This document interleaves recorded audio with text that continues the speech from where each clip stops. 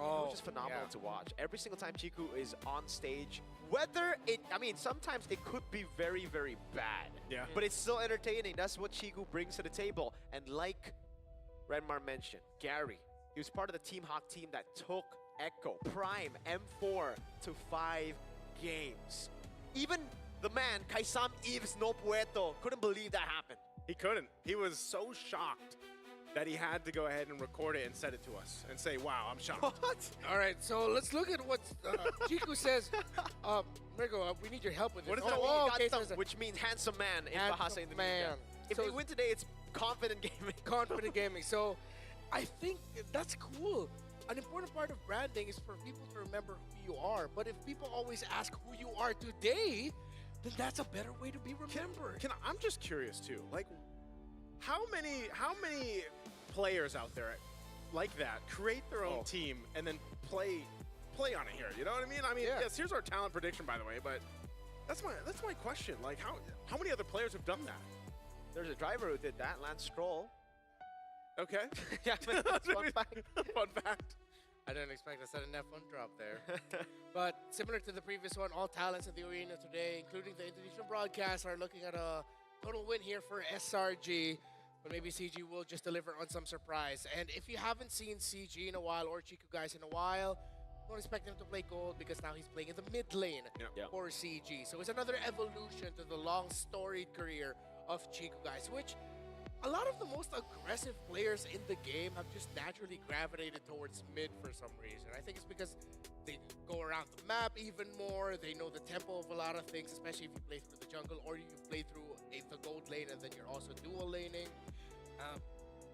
I don't get to see a lot of MPL MI games, so this is going to be a treat for me to see how well CIKU guys actually does as a mid laner. Yeah, the fact that none of us are Malaysian and we get to cast the Malaysian Civil War is going to be dope because we're not going to be expecting, I mean, we will have a certain set of expectations, but we don't have the knowledge of a Gideon or a Lafel. A Lafel, my bad. Lafel. Shout out to Lafel. I just hope it's not going to be one of the moments where we go, this is how they do it in Malaysia? Yeah, I hope it doesn't play out like the Malaysia Grand Finals.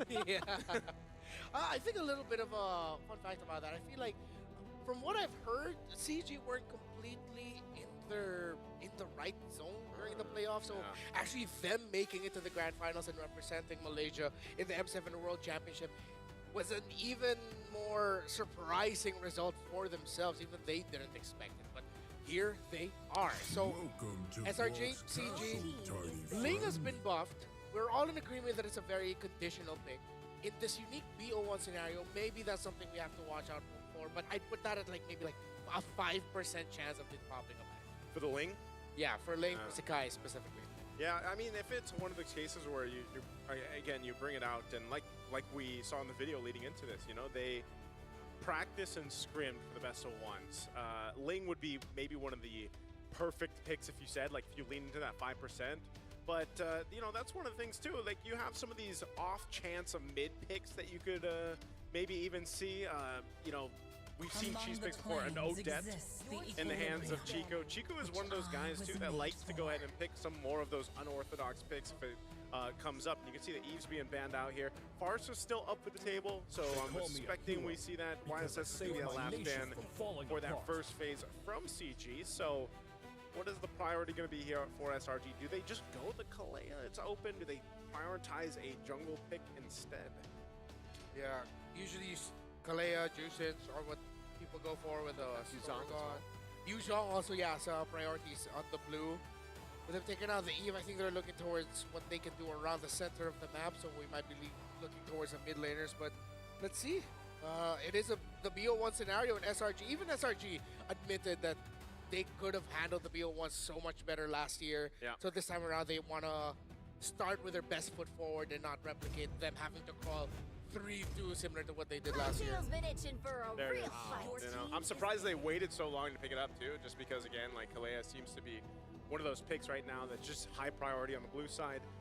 They'll swing it over. So now for CG, this is where we can start to see, you know, the chances to work with this draft too. Also the fact that we don't entirely know what their plan is for the gold lane. I think any team that goes against SRG is also thinking, how do we contain the beast? How do we match up against Innocent? What do we do in that? Again, this gold lane has changed over the course of the past few months in our current meta. And, you know, you could be considering maybe one of the fighter golds if you want to go that way. They are going to grab the Yuzhong and then the Kimmy. So Yuzhong, probably one of the top picks right now, obviously, in the XP lane. Then they go grab that Kimmy. Yeah, I thought it was going to be the Lancelot together with the Yuzhong, right? Then you set up for the AOG at Red 3, got the Gacha to counter the Kalea, but now it gives over an opportunity for SRG to snatch the Lancelot away, who's really good against Yuzhong. You actually have a lot of abilities to just get away from the Yuzhong, so I don't really think there's... I don't think Sky is going to go for anything else. Like, I mean, the Haya is the only other choice. Thinking Skies, you know, you don't want to put him on utility. I think SRG are just going to show their jungler hand already, most likely. As you mentioned, the thing, I'm tossing all the possibilities in my head about this Kimmy. Yeah. There it is, Lancelot, Jushin, one of the picks we were suggesting earlier. This Kimmy is either going to become the main carry of the lineup or just one of the 2 carries. I don't think CG's going to walk away with a triple carry setup here. Might be way too greedy.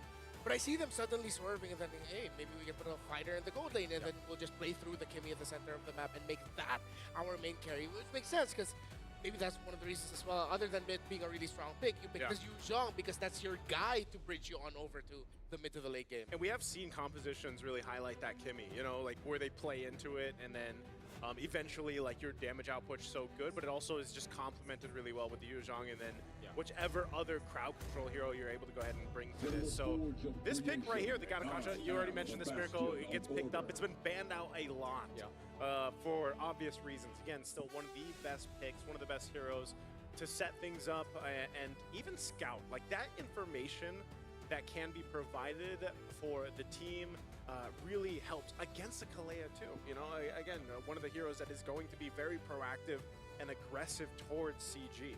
This could be a really, really cool front-to-back composition for CG if SRG doesn't read it out, right?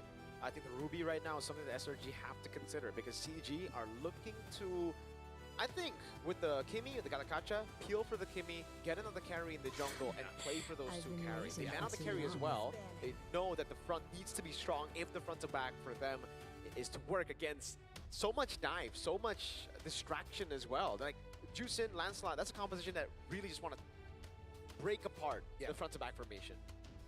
I think SRG have already telegraphed that. Hopefully they have telegraphed that. But knowing SRG, Coach Arcadia, Coach Veki, they probably are already looking at that.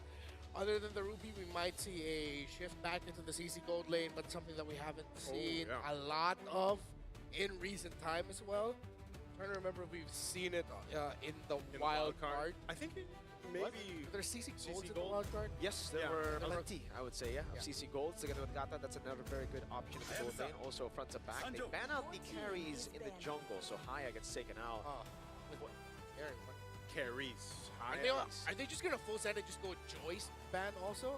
Just so they take away all of the main carries? Yeah, it really depends on how they want to play with the Kalea now, because usually when you already have a Kalea, the Joy is fine to deal with, and then you can build on it with a Harith as well. It can still work here. Dang, if they go one more jungle ban too, SRG takes one more jungle ban, you know, I'm wondering what's gonna be in the hands here for CG. Be running out, and that could be the decision. They don't want to go up against the Ruby. So I think that is what we're getting, a double carry setup with Kimmy being one of the main carries, the jungler being a carry as well, if there is something left. But they might have to sort of out of that just a little bit. Because maybe Joy? Yeah, we mentioned Joy earlier. But if it's Joy, then your center is all magic. Yeah. Hey, it's a best of one. I guess you have a Yuzhong, and we are expecting the Ruby to come out, so then you'll have enough physical, I guess, for the side laners here. It'll be a balance between the Yuzhong and Ruby. But that means SRG will leave the Ruby open, and that's already kind of concerning, because again, for SRG, they want to break the formation, and with a Gatot, with a Furious Type Petrify, and the Ruby, it's going to be tough. They do ban out the Joy. Now it's really going to limit Gary's picks in the jungle. Oh, okay. Maybe they go Fred and then Granger, Kimmy Granger. Yeah, great combo. Work very well together. A lot of people have seen that. Yeah. What if there's a room for Suyo later on? if there isn't enough magic damage on the side of SRG. Like if they save it for the last pick. Well, they're still going to go magic damage route. Okay. They go Harith with now the Kimmy. So this makes it even more interesting to see what CG picks up in the jungle. It's like, unless they do opt for, like, are we actually going to see Gary playing a utility? What's utility? Like, utility left. Again, the Fredrin, the box is still open. Yeah, so you could still go with that. And, like, that's actually okay. If they do opt for utility with this composition that they have, especially now that the Harith came through, they're generally going to be okay. It's all set of potential that they have between the Yuzhong, the Gatakancha, and then you put yourself on a utility jungle. It gives you enough time as well to go ahead and respond to, again, that aggressiveness that's going to be coming out from this lineup already from SRG. They'll take the Phoveus. And then lastly, there it is, man. They'll go for it. They'll go for that Granger. Interesting. I thought it was going to be more of an independent pick for Innocent, a Claude, a Moskov. Yeah. But it's the Granger, so he's going to have to rely on the rest of the team to win out that trio mid battle or stay even. So SRG, they have a lot of avenues to go through in terms of how they want to execute and play around their Granger. If it goes really well in the center, then they can play through SEKYSSS to help the Granger, or if they're just going to funnel all to the Granger at the beginning. So we'll see if we get that version, or CG, they're taking their sweet time thinking about what they're going to pick. He's that a Freya? The Freya? Yeah, the Freya jungle? He's holding him, dude. Yeah, it looks like it is going to be Freya jungle. Oh my goodness. Interesting. Oh. Okay. Interesting. Count on the team with CIKU to show up with something crazy here. This is great. Hey, I'm happy. Yeah. I'm glad to see it. I mean, I'm just glad they ended up with a physical damage dealer, because they really couldn't afford to. Oh, there was no one that they could pick up as magic anymore. They could have just gone utility, I feel like, at that point, but like Freya is a different, whole different scenario. Maybe the Fredrin was also considered, but when they saw the Granger, they was like, yeah, maybe like we're good. Let's just try to match them with damage. A theme again that was set up from the wild cards. It seems like where teams are also putting a lot more importance towards your damage profile and having enough of it in the early to mid game, because most teams who rely too much on mid to late will struggle. Welcome to the rematch of the MPL Malaysia Grand Finals. SRG versus CG, the first Civil War series for this day in the Swiss stage. All right, the Freya coming into play here is going to be great. Quantum Charge on it too. So Gary, you know, we've seen him play many times throughout these international tournaments as well, and he is one of the more aggressive junglers, I'd say. Sometimes it leads a little bit too aggressive, and I feel like the same thing could happen here on the Freya. It's potentially a case where you bite off a little more than you can chew, but it could also work out really well for CG Esports. And again, this is one of the highlights of best of ones, right? You can actually go ahead and kind of play into this. And we mentioned this before the draft, you know, that potential to bring out some of these cheesier picks, or these niche picks, if you want to call it that. And they do that here in this match against SRG, where when you look at this lineup, man, it's, you know, it's somewhat standard. It's something we're used to seeing. Maybe the Phoveus not as much, but definitely still serves that purpose of what we're used to seeing for XP laners. Yeah, you can definitely see the difference there for SRG. Straight into the clear, and then rotation down below to get the XP grab for Cram. Meanwhile, CG, CIKU just got a few hits over on the turret. Two very different lineups here in terms of what they want to do. CG, I think the thing with the Freya pick is that if SRG aren't careful, if Turtle 1 is a massive loss for them, then that Freya is just going to keep continuing. I think that's one of the things we have to watch out for when there is a Freya, no matter what position it is, because we've already seen it previously in the wildcard and other tournaments as well leading up to this, not this newer version. Ooh. So that makes it equal. XP Crab this time over to year 3, but the thing is the wave is frozen by Cram, so it's going to be really tough for CG to get their XP laner to level 4 later. Okay, Turtle's up. Couple level 4s nearly here for SRG and CG. They're going to start this turtle up.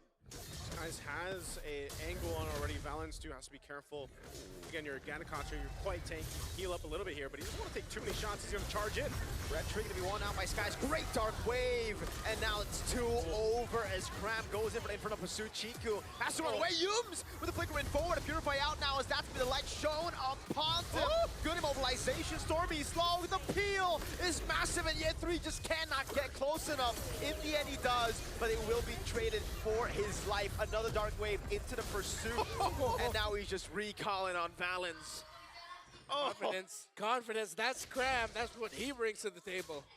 Oh man, you know, hey, that was a team fight and a half for the first turtle, basically.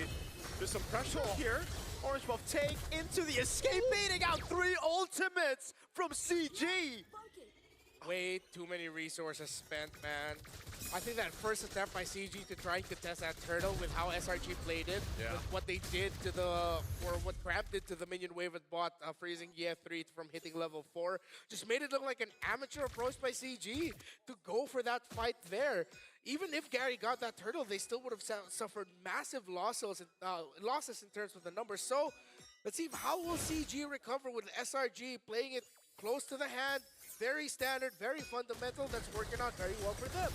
I think even if we look at CG's lineup, though, like it's still one of those lineup that needs time to go ahead and scale up. Again, Freya, we've seen a couple times already, like you guys mentioned, in the wild card. But you know, in the hands of a jungler, and you kind of have to put yourself in this position where you're jumping into the objective pits, whether that's the turtle or later on the Lord. You're putting yourself in a very susceptible position. You know, that's something you have to kind of consider here, even in that Valkyrie form. You can see this, though. It's a very minor lead that got built up quickly for SRG, and they'll continue to kind of capitalize on that now. So I'm wondering if CG Esports wants to go ahead and contest this time. Maybe they have a better positioning in mind to deal with this turtle take, because it's going to be started up. You're going to have that swing over from SRG, and fighting for position. It looks like CG Esports wants to go for it, but it's going to be tough. It's going to be tough. Oh. CIKU already getting away. Turtle in control of Yums. Better positioning overall for SRG. Revitalize baited out now as Yums goes in. Is he able to go for Tsunami Slam now as Stormy lights him up? That's an AOG coming down as Valkyrie's head comes over. Petrified the Furious Dive, but there's just not enough damage. Skys wins out the retry on the turtle, and now it's Amzig who's able to get away. Baits in Cram with the Inferno Pursuit under turret. Yums hovering over. Valens taken low. 2 Death Sonatas. You can definitely feel the nerf on Granger as Valens gets away. And just like the first turtle, man, it was nearly the same thing. You know, it was a couple bodies dropping for CG Esports, plus the objective in the hands of SRG. And if that happens again, you know, third turtle, it's going to be kind of the same thing that's happening here. And this scalability that happens here with SRG's lineup is just going to be too much for CG to deal with. Oh man, even Yay. Yikes. Oh, flicker shoulder bash. Phantom execution is just coordinated perfectly. Yeah, Selangor Red Giants, they are as textbook as you can get with a little bit of flair. Another Tsunami Slam. What a follow-up. The AOG landing. Carry still able to survive, but the turret goes down. Cram on it with Inferno Pursuit again. Lantern Flare, knocking him up, pulling him down. Now it's Valens who's given over to Innocent to get his first Sky Piercer stack of the game. And that's what I'm saying. They know the limits of this lineup. They know that they did that under the turret, man. You know, they chose to fight and capitalize against this kind of weak point of CG Esports' lineup. So right now, they're just, it seems like SRG's just taking anything they want here across the map. I guess you can see why SRG looks so confident in the video to start off the series. Yeah. They know that they fully understand how CG Esports want to operate. I honestly do not fully understand how CG wants to operate. I mean, it looked like it was a very straightforward approach up until the Freya pick. Then you're like, Yeah. what? Right?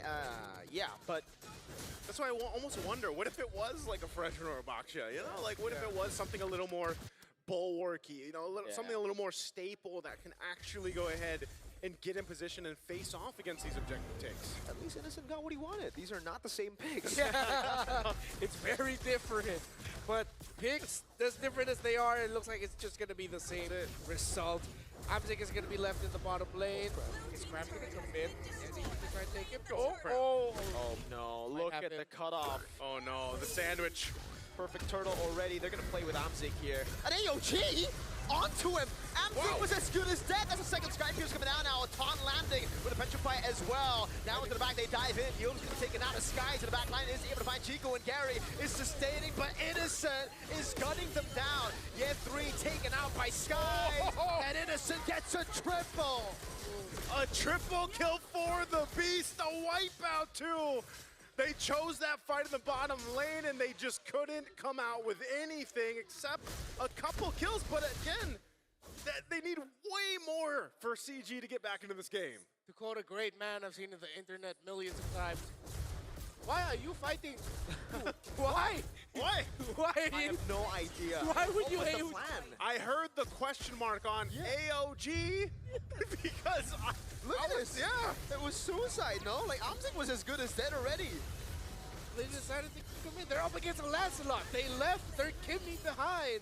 And SRG again just separated them. And I mean, not only that, but look at Innocent, man. Like, Innocent's just chilling. yeah, SRG, okay, this is not to undermine SRG. They're not doing anything special. They're doing their jobs perfectly. Tsunami Slam locked him down. Amzik still able to go for the Oh my goodness, the turnaround over on Yums. He's still able to survive a Stormy. Goes up the Crimson Beacon. Innocent is unstoppable. Just Dragon is going to come down on him. Petrify over, but Innocent will take him out. That is 60 stacks on Skypiercer. But they went for it again, man. I will say there's like these little windows where it's looking like, man, CG Esports is at least going to take someone with them. They take Yums that time. Almost got Innocent. Now, the question that might be is how much more time does CG Esports need to be able to actually capitalize on those kills? Because it feels like, again, this entire game, they've just been throwing themselves at SRG. If their theory here is that maybe they'll get tired eventually, that's not going to happen. That's not going to happen, CG. SRG can do it all day. Yeah, they can do it all day. They can just keep going. So open up the map, take down minion waves, stop forcing fights. If one of you go down, just accept that you cannot get the trade at this point. You cannot get the favorable trade that you want to get a massive swing. You're going to need to cross the 30,000 threshold first and somehow hope that they're still not crossed past 40 SRG, but that is close to impossible here. Tsunami Slam on balance, dude. They can go for whoever they want, and he locks him down! Oh my lord! That was the main man. That was the frontliner, and Balance just got cooked. Yeah, that's unfortunate, man. That's why, again, the Kalei is such a top priority pick when that hero is open. Innocent just taking the shots here. They get the Purify out from Amzik. This Lord's going to be worked on, though. Gary. Freya's doing work now in a 2v1. That's going to be Phantom Execution. He needs to space out perfectly. Does with the sustain of Yums. And that's another 19-5 now. That's really tough, man. Yeah. Again, at this point, CG, like I said, is kind of strapping here for whatever they can get. Yes, Gary will be back for this defense. They still have the Holy Defenses up, but man, 10K behind at nearly the 11-minute mark of this game. This is a massive lead right now for SRG. They'll get ready to go ahead and march towards the base here, getting the Holy Defense down in mid. Top's going to be next. What can CG Esports do here on this defense? Throw out a couple ultimates out, clearing out that Lord and the lane. They might be able to hold on to these base turrets just yet. They will be able to. Holy Defense keeping CG's hopes of winning this game, somehow turning it on around alive. I think critical items of the Harith still on the way to the Holy Crystal. Of course, Innocent's been locked in fully for a long amount of time. 10,000 gold lead, 60 stacks on the Skypiercer, 582 and counting as well on the passive of the Granger. So to say that this is going to be a tough climb is an understatement. We usually say this is one of those moments where it will take a miracle and there's no sugarcoating it. It will take a miracle or a mistake. Yeah, SRG need to like dive in fountain for this to happen. Yeah. Come back. It's ooh. It's one of those cases, but it's also like, all right, you look at the lineup CG Esports brought to the table. Gary's jumping in, Ye3's jumping in, but at some point, Amzik has to be able to pop off on the Harith. And like you said, you take a look at the items, man. He has ground to cover. Lord. Look at this, 3,000 behind right now in terms of what Innocent has in his arsenal. Yeah, that's about as cooked as it can get. But you hope that you're able to hold on. And I feel like, you know, in a lot of situations when you're looking at 10K deficit, That's all teams can do. And you then have to go ahead and look. Again, when you're viewing these games and you see a 10K deficit, you have to start to think, all right, what do we look at? Defense potential with this composition? Are we thinking that it's actually going to be worth or capable of defending the next Lord push? Because they're most likely not going to contest that at all. They're just going to have to defend. And this lineup, unfortunately, you've basically got Valens being deleted too quickly. That's a 5,000 gold lead for Skies on Gary, dude. It just goes to show how bad this game has gone for CG They Esports.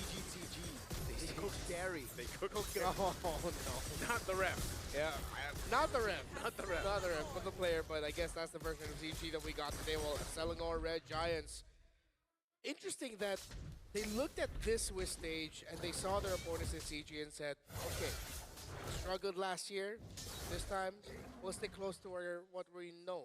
Because again, it's a very familiar opponent, so you can't blame SRG for going down this hard. I feel like any other team, this draft would have looked significantly different for SRG, considering who they're up against, the history that they've shared, the fact that they pretty much dominated CG in the playoffs, both in the upper bracket finals and in the grand finals as well. SRG just sticking close to their guns, which is a warning shot now for the rest of the Swiss teams, because you don't see just yet how deep SRG can go in this M7. 13,000 gold lead. This is the biggest lead we've seen today. I was going to ask, is it the biggest lead even in wildcards? I think Close. It's got to be close. got a 14K. 14K, that's right, yeah, the 14K. Well, now we'll see if they can defend against this. Guys, Yeah. Punctures all around. Gonna try to go for siege. Skies now jumps in, knows there's no AOG. Oh, actually mistimed the corner road. Doesn't matter though. Innocent's godlike. One more stack away from getting the full Sky Piercer stack. As Gary's gonna become a Tsunami Slam brought back into the fray. Skies being to turn to the mid lane. As yet 3 will fall. They're gonna peel for him. Innocent fully stacked with a double kill in his hands. Now it's Crimson Beacon and the Death Sonatas constantly coming down on CG Esports. 2 more ways to play with. This guy's walking up again. That's going to be the Zaman Force over. Doesn't even matter. Innocent gets a double. This is almost an unofficial Savage. Innocent has to flicker out. That's a Purify out from CIKU, who's able to find a kill now as Innocent walks over, no minions. Let's go for the shot, but Balance able to body block now as he goes on Balance. It looks like they want a stat pad all the way. They don't want to go for the end just yet. They want to get a few more kills on Innocent. That's an AOG into the wave. That's Sonata. He's legendary. He's killed Balance twice in that fight. I think Innocent was like, give me one more.